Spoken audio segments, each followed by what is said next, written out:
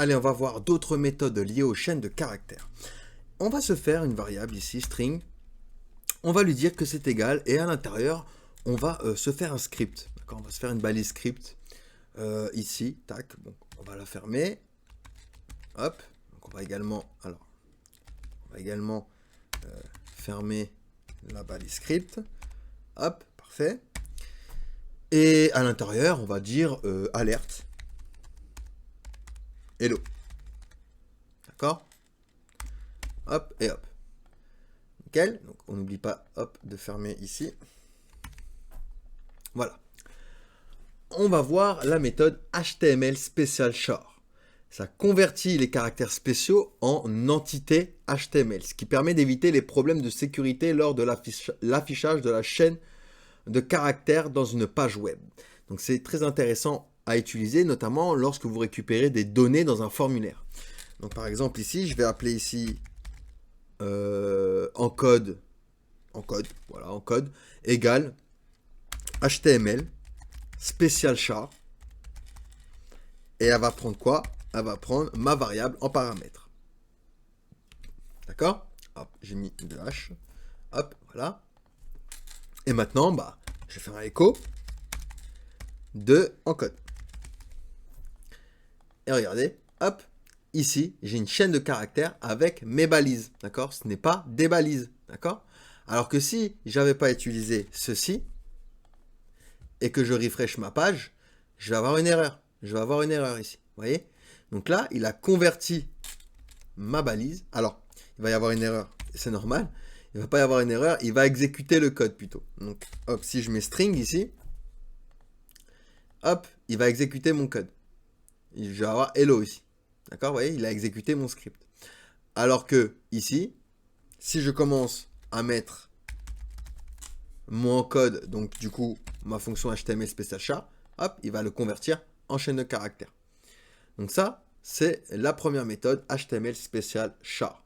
On a également str case SMP qui compare deux chaînes de caractères en ignorant la casse.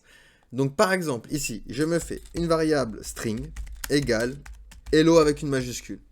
Alors, sans majuscule. Et string 2, et cette fois-ci, hello avec une majuscule. Ok? Donc on n'oublie pas le point virgule.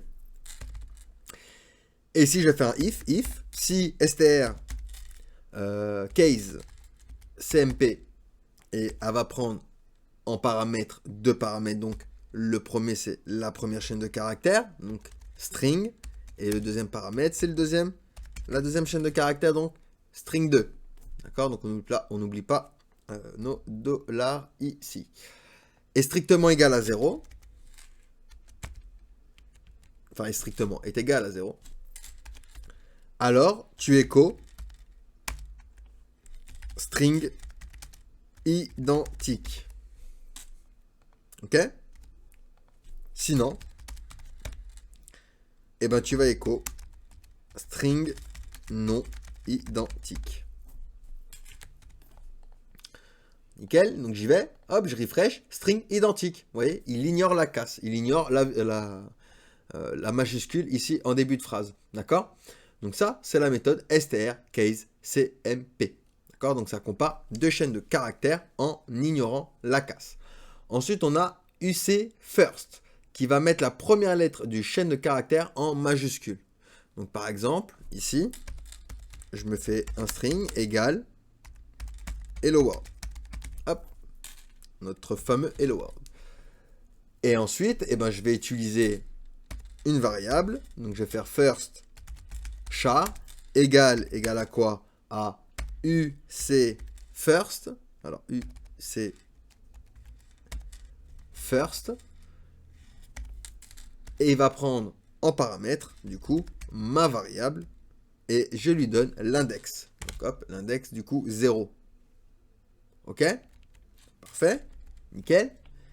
Et ce que je peux faire maintenant, me créer un new string, une nouvelle variable, à qui je vais lui donner .first char, et je vais le concaténer avec sub str de ma variable string 1. Alors hop, il me l'a mis en majuscule, pardon. Alors sub str de ma variable string et on met 1. Et du coup, si je fais un écho maintenant de new string, hop, je viens ici pour refresh, j'ai hello world, regardez, avec mon H ici en majuscule. D'accord? De la même manière, on a UC Word qui va mettre la première lettre de chaque mot dans une chaîne de caractères en majuscule. Donc ici, hop, je m'efface tout ça, je garde juste ma variable string, je vais faire new string est égal à UC Words et il va prendre en paramètre ma variable string. Et du coup, je vais faire un echo. Echo de quoi? De new string. Hop. Et du coup, regardez, je refresh et j'ai bien tous mes mots avec une majuscule. Vous voyez? Donc c'est pratique, hein. Ça c'est des méthodes très pratiques et très utilisées.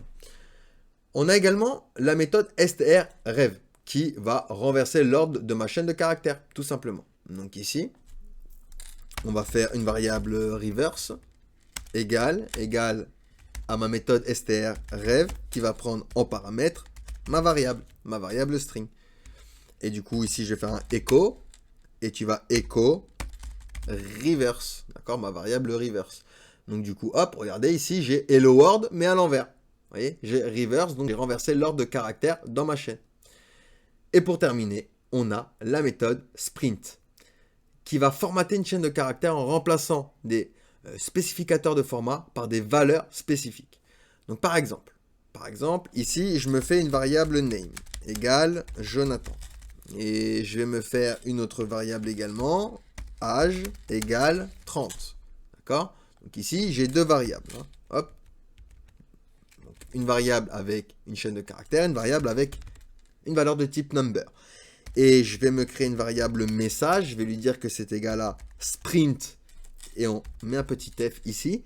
Je vais faire ici, je suis, hop, je vais mettre le pourcentage S et j'ai pourcentage D, year, all. Alors, d'accord? Donc là, ça correspond à quoi? Pourcentage S et pourcentage D. On l'appelle comme on veut. D'accord? Ça n'a aucune importance. Et bien ici, en fait, je vais rentrer les paramètres de sur quoi ça correspond. Je suis S va correspondre à mon premier paramètre que je vais mettre ici, donc ma variable name, et modulo D va correspondre à ma deuxième variable, donc âge. D'accord? Et maintenant, si j'écho message, regardez, écho ma variable message, et bien regardez, ici je vais bien avoir, je suis Jonathan et j'ai 30 ans. Enfin, j'ai mis en anglais, hop, je sais pas pourquoi, 30 ans. Voilà, hop, parfait, et j'ai 30 ans. D'accord? Donc ici, le S va correspondre à la première variable et le D va correspondre à ma deuxième variable. Et j'aurais pu en rajouter après. D'accord? Donc c'est premier argument, deuxième argument.